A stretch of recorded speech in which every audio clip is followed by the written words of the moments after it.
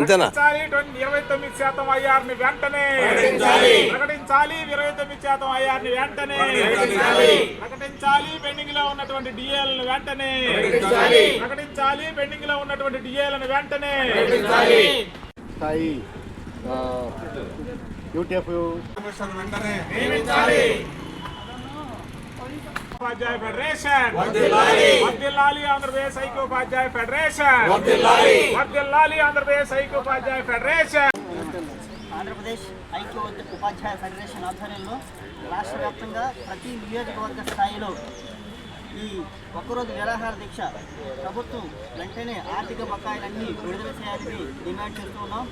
ఎందుకంటే ప్రభుత్వానికి ఉపాధ్యాయ ఉద్యోగ సంఘాలన్నీ కూడా కొత్తగా వచ్చిన ప్రభుత్వం ఇప్పటివరకు 2 సంవత్సరాలుగా వేచి ఉన్న కాలాన్ని మా సహనాన్ని గట్టిగా పరీక్షిస్తుంది. ఇక మీద ఉద్యమాల ద్వారానే ఏదైనా సాధ్యమనే నినాదంతో యూటీఎఫ్ రణభేరి 1.0, 2.0, 3.0గా చిత్రీకరించాం.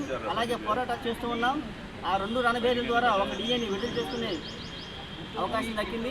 అలాగే పిఆర్సీ కమిషన్ ఇప్పటికే చాలా ఆలస్యమైంది. ఆ డిఏ బకాయిలు 6 నెలలకు ఒకసారి ఇచ్చే డిఏ బకాయిలు కూడా డిఏ బకాయిలు కానీ ఏమీ రావట్లేదు. అలాగే ఉద్యోగోపాధ్యాయులు ఎంతో ఆశగా ఎదురుచూస్తున్న ప్రభుత్వం వచ్చినా సరే వారి మొండి వైఖరి కారణంగా ఈరోజు ఏ ఒక్క ఉద్యోగస్తులు కూడా ఆనందంగా లేరు. కాబట్టి రాష్ట్రంలో ఉన్న ప్రతి ఉపాధ్యాయుల తరఫున యూటీఎఫ్ బాధ్యత తీసుకొని మా పోరాటంతోనే ఏదైనా సాధ్యమవుతుందని చెప్పేసి నిరూపించడానికి ఈ రణబేరి 3.0ని వేదికగా చేసుకుంటున్నామని అందరి ద్వారా తెలియజేస్తున్నాం. Thank you. ఒకరోజు దీక్ష శిబిరం జరుగుతుంది, నిరాహార దీక్ష జరుగుతుంది.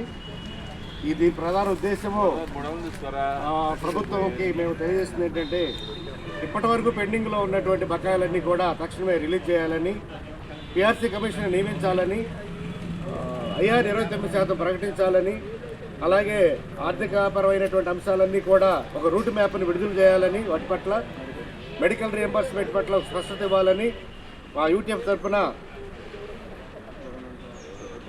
ప్రభుత్వాన్ని డిమాండ్ చేస్తున్నాం.